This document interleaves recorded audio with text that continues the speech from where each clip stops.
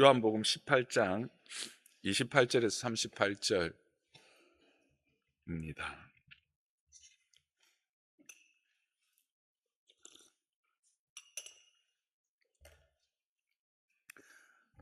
교독하겠습니다. 그들이 예수를 가야바에게서 관정으로 끌고 가니 새벽이라. 그들은 더럽힘을 받지 아니하고 유월절 잔치를 먹고자 하여 관정에 들어가지 아니하더라.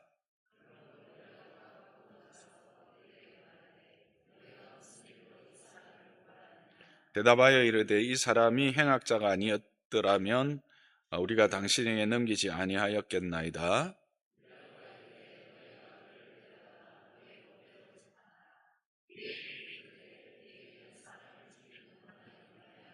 이는 예수께서 자기가 어떠한 죽음으로 죽을 것을 가리켜 하신 말씀을 응하게 하려 함이러라.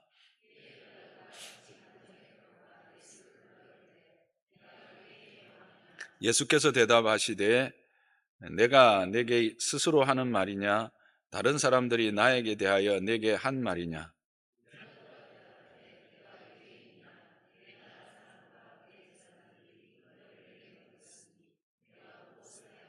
예수께서 대답하시되 내 나라는 이 세상에 속한 것이 아니니라. 만일 내 나라가 이 세상에 속한 것이었더라면 내 종들이 싸워 나로 유대인들에게 넘겨지지 않게 하였으리라. 이제 내 나라는 여기에 속한 것이 아니니라.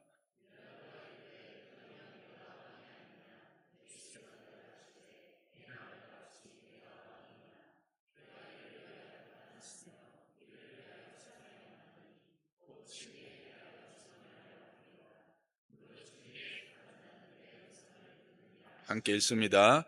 빌라도가 이르되 진리가 무엇이냐 하더라. 이 말을 하고 다시 유대인들에게로 나가서 이르되 나는 그에게서 아무 죄도 찾지 못하였노라. 아멘. 어제 우리는 이제 가야바의 법정에서 신문을 받으시는 그 예수님과 또 동일한 공간 안에 있었지만 예수님을 부인하는 이제 베드로의 모습을 통해서 함께 은혜를 나누었습니다. 이제 그 예수님이 이 가야바의 뜰에서 빌라도의 법정으로 옮겨오는 모습으로 오늘 말씀은 시작하고 있습니다.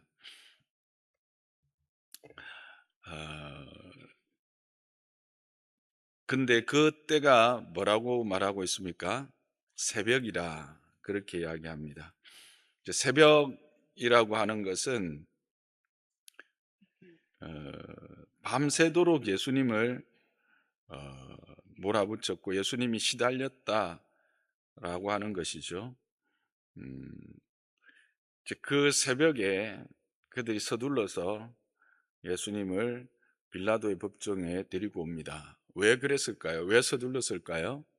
바로 유월절이 곧 시작하기 때문입니다. 금요일 새벽입니다. 이제 금요일 저녁부터 실질적인 유월절이 시작을 되거든요.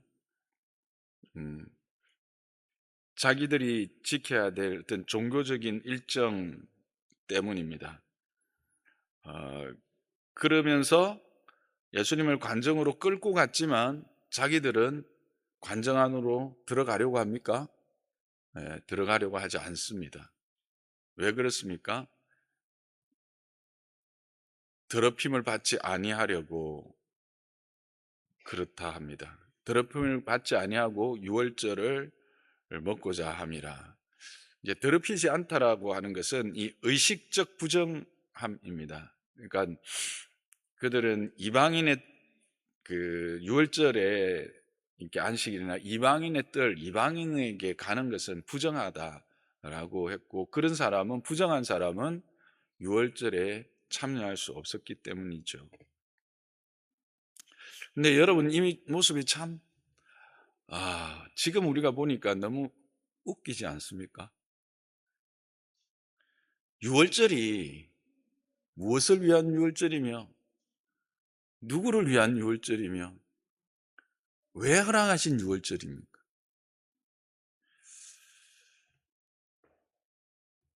예수님 즉 메시아를 보여주시고 메시아를 허락하실 것에 대한 예표였고 그 예표인 실체가 예수님인데 이 무지가 결국 이와 같은 엄청난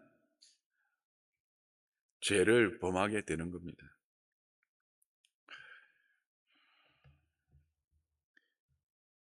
자기들을 위해서 온 이 구주를 고발하여 죽이려는 그 영적 살인은 아무렇지도 않게 행하면서 어,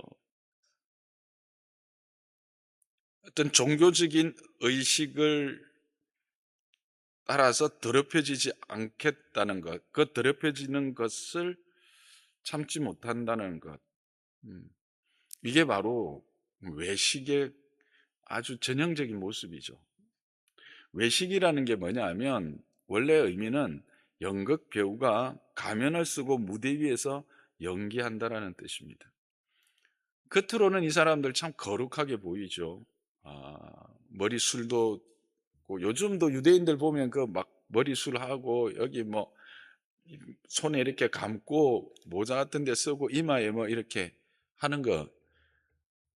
어, 그런데 실제 속은 전혀 다르다라는 거예요.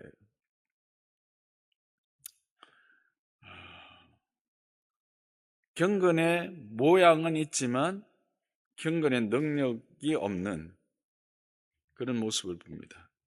지금 유대인들이 연극을 하고 있는 것과 같은 것이죠. 유월절 음식을 먹겠다고 몸은 살이지만 정작 유월절의 실체이신 어린 양 예수님을 죽이려고 합니다.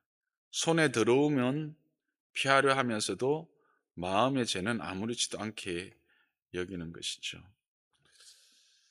이 본문은 우리에게 동일하게 묻고 있는 것 같습니다. 너희 안에는 이런 모습은 없는가? 주일 성수를 철저히 지키고 11조도 열심히 하고 교회 봉사도 많이 하는데 정말 내가 내 형제를 사랑하고 있는가? 정말 주님이 주신 그 이웃을 내 몸같이 사랑하는 그 사랑이 내 안에 있는가 하는 것이죠. 이런 종교적 의식과 내 내면의 말씀을 향한 삶이 동행하고 있느냐는 거예요.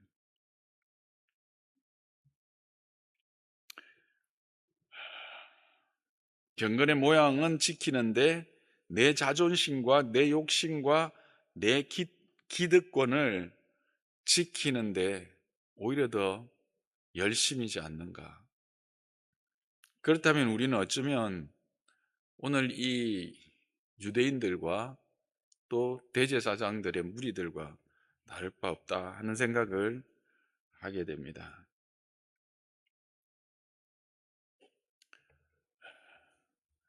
하나님은 제사보다 뭘 원하신다고요? 순종을 원하신다. 이 말은 형식보다 우리의 중심을 보신다라는 말씀입니다. 저와 여러분이 이런 말씀 앞에 설 때마다 우리를 다시 한번 돌아보고 우리의 믿음의 참 모습이 어떠한가를 생각하면서 나를 쳐서 복종시킨다면 또 하나님은 우리를 통해서 그렇게 하나님의 일들을 이루어 가실 줄 믿습니다. 그들이 새벽에 찾아왔습니다. 여러분, 꼭두 새벽에 찾아오면 반갑겠습니까? 총독인데. 그런데도 무시할 수가 없죠. 그 대제사장들의 무리이니까. 그래서 밖으로 나옵니다. 그러면서 묻습니다. 너희가 무슨 일로 이 사람을 고발하느냐? 제목을 묻는 거죠. 그래서 그들이 대답합니다. 이 사람이 행악자가 아니었더라면 우리가 당신에게 넘기지 아니하였겠나이다. 여러분, 그 본문이 말하는 이 행악자라고 하는 것은 단순히 어떤 잘못한 게 아니라 사회 질서를 어지럽히는 흉악범이나 반란군 같은 위험한 자라고 하는 단어입니다. 어, 그들이 가야바의 법정에서 예수님에게 신문할 때 너 반란 일으켰지, 너 사람한테 협잡해서 뭐 위협하고 살인하려고 했지, 이렇게 물어봤어요? 전혀 안 그랬죠. 근데 지금 여기서는 뭐예요? 흉악범으로 몰아가는 겁니다.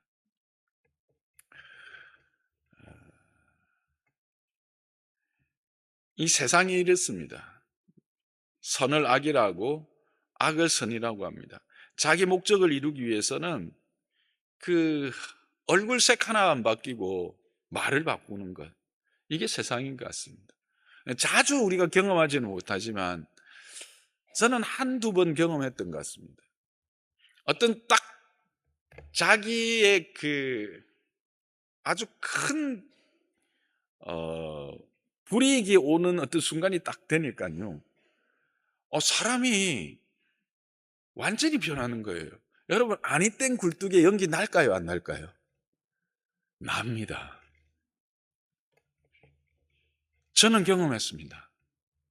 제가 분명히 아는데, 제가 당사자인데 제 앞에서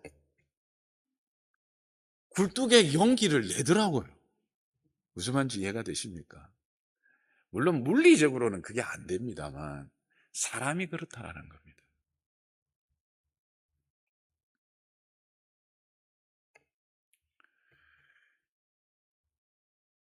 지금 이 사람들이 그렇습니다. 자기들의 목적을 위해서 언제든지 사람을 몰아가고 죄를 붙이고. 근데 이 제목을 묻는데 증거는 있습니까? 없으니까 그냥, 아니 우리가 여기까지 데리고 왔는데 그럼 우리도 뭐 할 일 없이 새벽에 데리고 왔겠어요, 뭐 이러면서 그런 의미가 좀 담겨 있는 것 같습니다. 자신들의 어떤 권위, 그러니까 총독도 우리를 무시하지 못할 것이다라고 하는 그런 어떤 배경을 가지고 윽박지르는 거죠. 세상이 우리를 이렇게 윽박지를 때가 있습니다. 진짜 얼토당토 안 하게 우리를 몰아갈 때가 있죠. 여러분, 당황하지 마십시오. 네. 그럴 때, 아, 예수님도 그랬었지. 특히 누구를 통해서? 그를 경배하고 그의 진리를 가르치도록 구별하여 세운 대제사장과 그의 무리들이 그랬지.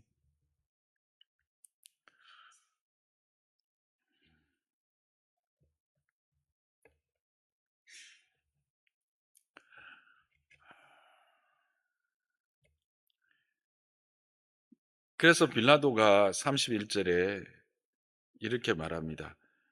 그렇다면 너희 법대로 재판해라, 그렇게 이야기하니까 뭐라고 대답하죠? 우리에겐 사람을 죽이는 권한이 없나이다 라고 이야기합니다. 이것도 웃기는 이야기 아닙니까? 여러분, 그러면 스데반은 도대체 왜 죽인 겁니까? 예? 아니, 바울은 왜 여러 번 돌로 쳐서 그렇게 죽이려고 했습니까? 특히 루스드라에서는 바울을 돌로 쳐서 죽은 줄 알고 성 밖에 내다 버리는 일까지 있었잖아요. 세상이 그렇다는 걸 지금 뭐예요? 성령이 고발하고 있는 겁니다. 여러분, 16장에서 성령이 오시면 죄에 대하여, 의에 대하여, 심판에 대하여 알릴 것이라고 했는데, 죄에 대하여라고 말하면 뭐라고요? 너희가 그들이 나를 믿지 않느니라. 죄가 뭐냐? 예수님을 메시아로 구주로 믿지 않는 게 죄가 된다. 그 죄가 지금 어떻게 진행되고 있는 게, 뭐가 죄인지를 지금 성령이 이제는 뭐예요? 보여주고 있는 장면이에요. 이 장면들은.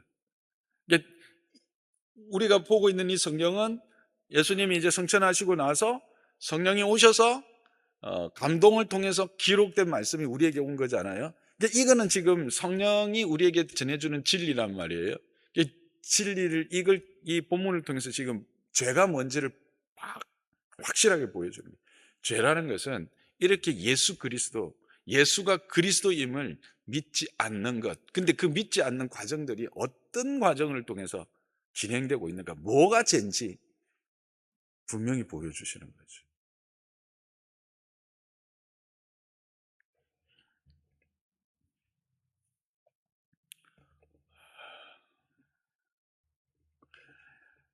이들은 지금 예수님을 어떻게 하고 싶은 겁니까? 돌로 쳐 죽이는 게 아니라 모든 사람들이 볼 수 있도록 십자가형을 차고 싶은 거였죠. 나무에 달린 자마다 저주를 받은 자다 라고 하는 말씀이 응해지면 사람들은 다 뭐요? 아, 그래.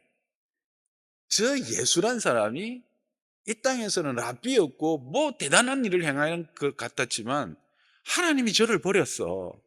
그러니까 나무에 매달렸지? 성경은 나무에 매달린 자마다 저주를 받는다고 했는데 그러면 저는 죄인이야.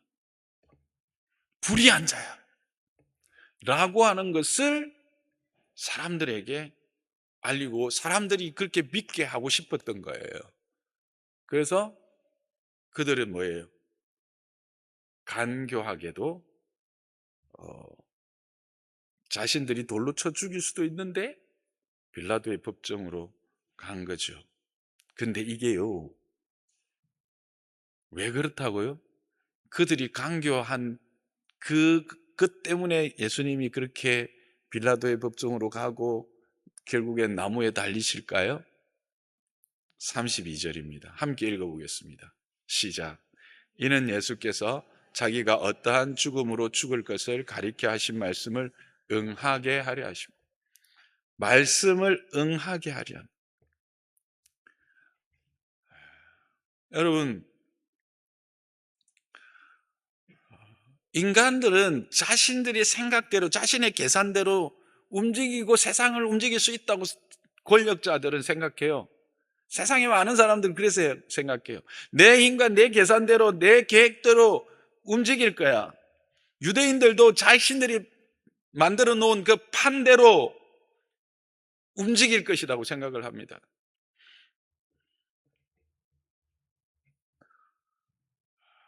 그런데 성경은 우리에게 뭘 말하고 있습니까? 이것은 예수님이 이미 말씀하신 죽음의 방식을 이루는 과정이다라는 겁니다. 예수님이 들려야 된다라는 말씀을 이전에 자주 하신 것을 기억하십니까? 요한복음만 해도 3장 14절, 8장 28절, 12장 32절, 33절. 내가 들려야 할 것, 인자가 들려야 할 것을 이야기하십니다. 예수님이 단지 그냥 내가 죽는다라고만 말씀하시지 않아요. 구체적으로 뭐라고 말씀하십니까? 들려야 된다라고. 죽음의 방식까지도 말씀하신 것이죠. 저주받은 자처럼 달리셔야 한다고 말씀하셨습니다. 왜 그렇습니까? 우리가 받을 저주를 대신 받으셔야 하기 때문에 그렇습니다. 우리가 받아야 될 그 죽음의 저주를 그분이 달리셔서 그 저주를 받아 인류가 받을 저주를 대속하셔야 되기 때문에 그랬던 것입니다.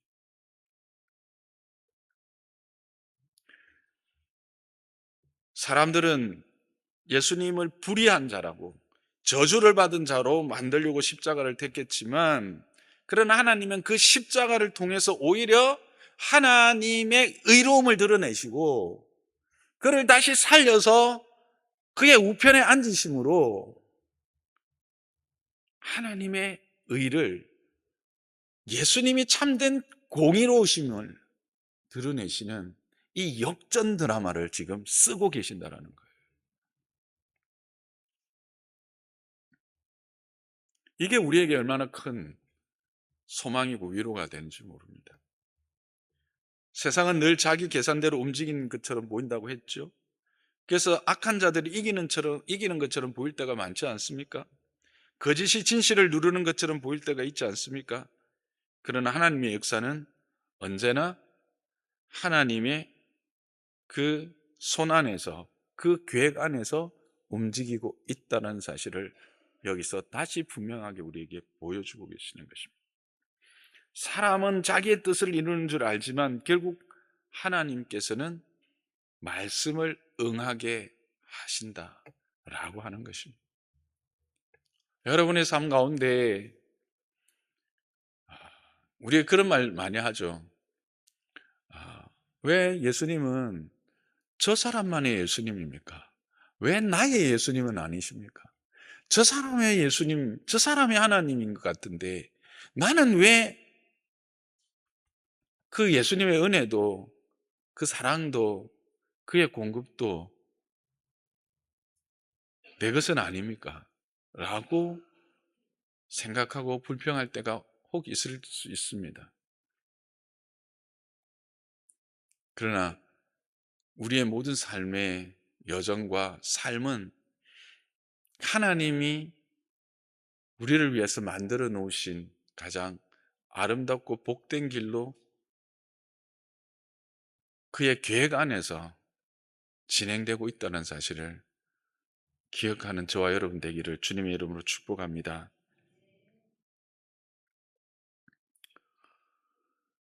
그렇게 이제 오신 예수님에게 빌라도가 묻습니다. 네가 유대인의 왕이냐? 이거는 그냥 그 말이 아닙니다. 그 유대인의 왕이라고 하는 것은 그 유대의 왕 헤롯 이렇게 나오는 것과 유대인의 왕, 신약에 보면 유대인의 왕이라는 표현이 있고 유대의 왕이라는 표현이 있는데 예수님에게는 유대인의 왕이라고 하는 표현을 쓰고 있습니다.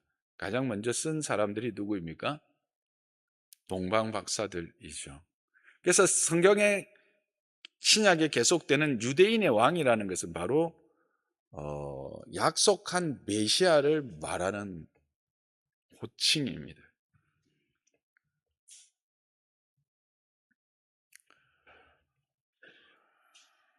그래서 예수님이 묻습니다. 이는 네가 스스로 하는 말이냐? 다른 사람이 나에게 대하여 내게 하는 말이냐? 그렇게 묻습니다.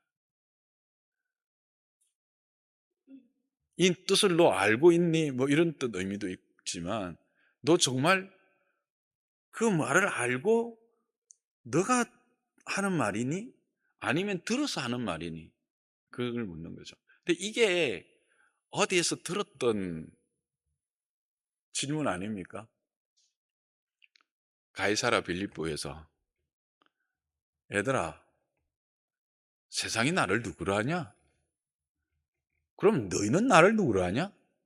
라고 하는 질문을 여기서 다시 하고 있는 겁니다. 지금 예수님은 이 법정에서조차 이 빌라도가 내가 유대인의 왕이냐라고 하니까 그 의미를 가지고 이게 정말 너의 고백이냐 아니면 그냥 들어서 그냥 내뱉는 말이냐라고 물으시는 겁니다.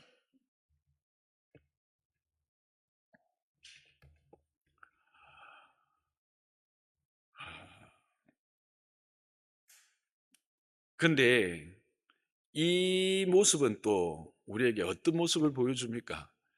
누가 누구를 신문하고 있습니까? 너무 재미있지 않습니까? 빌라도가 예수님을 신문하고 있습니까? 예수님이 빌라도를 묻고 빌라도에게 뭔가 이제 뒤에 나오지만 가르치고 있습니까? 예수님이 빌라도를 가르치고 있습니다. 예수님이 빌라도에게 신문하는 그 같은 장면.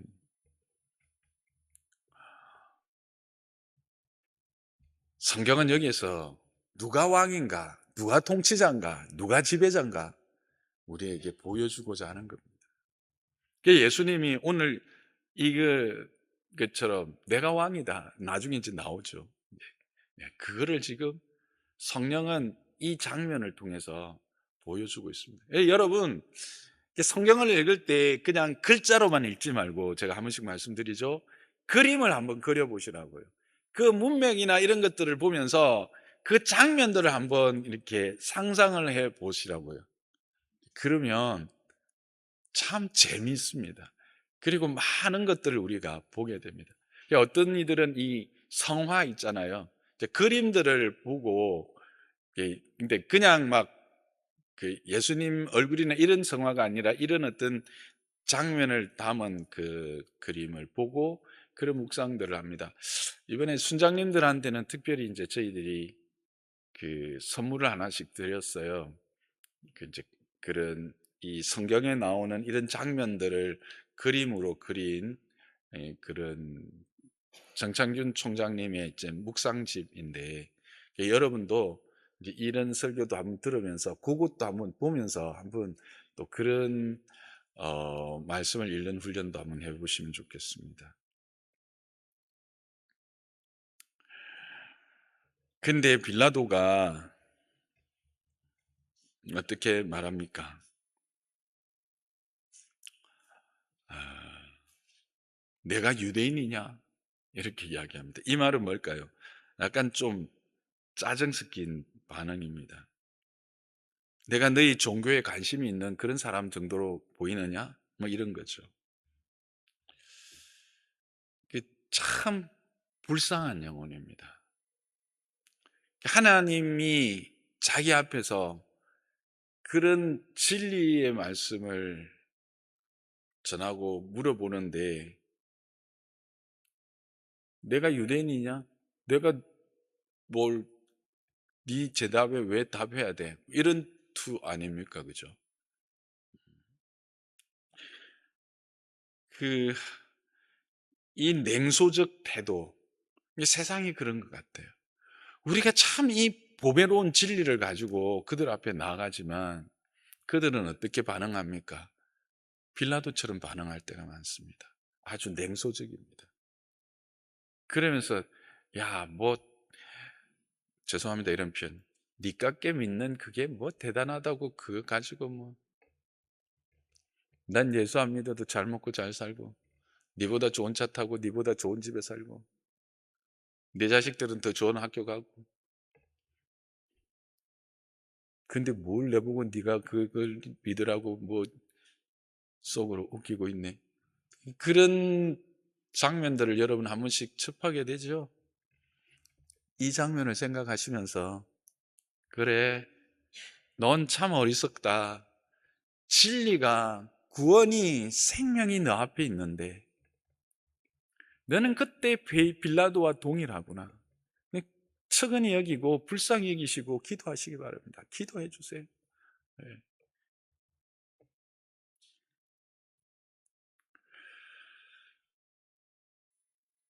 그렇게 반응했지만 예수님은 자신에 대해서 분명하게 이야기합니다. 내 나라는 이 세상에 속한 것이 아니고 나는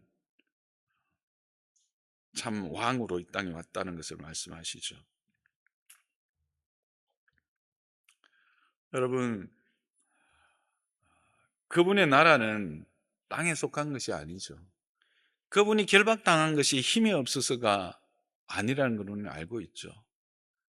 겟세마네에서 잡히시기 전에 베드로가 그냥 혈기로 그렇게 종의 길을 떨어뜨렸을 때, 야, 왜 그러냐? 내가 지금이라도 12영 더 되는 천사를 동원할 수 없느냐? 동원할 수 있는 능력이 없는 줄 아느냐? 여기서 영은 요즘으로 말하면 사단, 뭐 군대 그 단위거든요. 근데 12사단이면요, 뭐, 예, 천사 12사단은 그 구약에 보면 천사 엘리사에 의하면 천사 한 영이 그냥 어떻게 해요? 썰어버리는데, 뭐 12영이면 그 말은 순식간에 이 모든 우주를 정복할 수 있는 능력이 그에게 있다라는 것이죠. 왜 그러십니까? 말씀을 응하게 하시기 위해서 순종의 길을 택하신 어린 양으로서의 길을 가는 겁니다.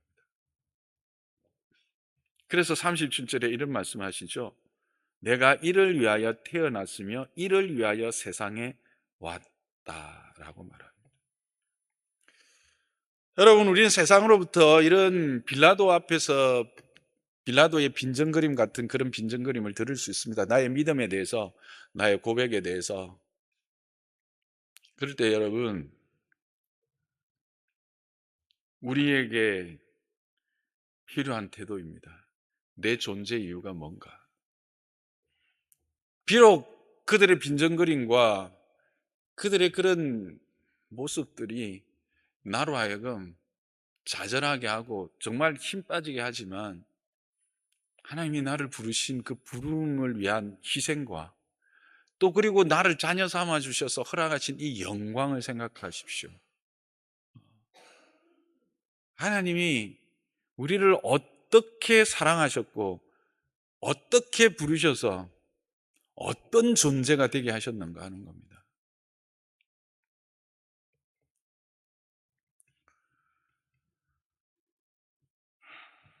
주님은 그러면서 마지막에 이런 말씀하십니다. 진리에 속한 자는 내 음성을 듣느니라. 이 우리가 지지난번에 했던 그는 목자고 우리는 양이고, 양이 목자를 따라가는 것은 목자가 양을 음성을 알고 따라간다고 했습니다. 목자는 양은 음성을 알고.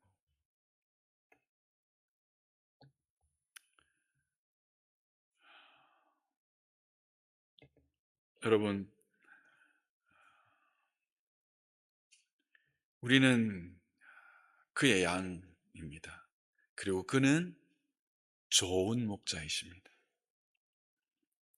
그는 우리를 신만한 물가로 푸른 초장으로 인도하시고 원수의 목전에서 잔치상을 베풀어 주십니다.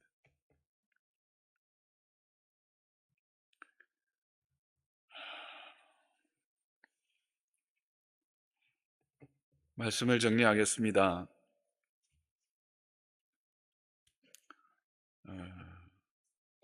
우리는 이 바리새인들과 대제사장들과 같은 이 선택적 경건, 이 의식적 종교적 그 경건, 그 뒤에 숨고 그것으로 인해서 나를 포장하는 그런 연극들을 벗어버리고 정말 순수하게, 예, 때로는 바보가 되고 모질하는 모질이가 되더라도 그렇게 주님 앞에 서면 주님이 우리를 사랑하시고 주님이 우리를 자녀로 공급하시고 은혜를 베푸십니다. 우리는 예수님처럼 당당했으면 좋겠습니다. 세상에 보면 누가 심판하고 누가 신문을 받는다고요? 빌라도가 신문하고 예수님이 거기서 그냥 죄인 취급당하고 있지만 실제 내용은 예수님이 신문하고 빌라도는 질문했다가 그냥 뭡니까? 이 상대도 안 되고 그냥 도망가 버리잖아요. 그래서 나가가지고는 하는 말이 나 죄 못 찾았어. 제가 너무 좀 비약하는 건 모르지만 좀 해피하고 막 그런 모습들을 봅니다. 위축되지 맙시다. 세상 앞에서.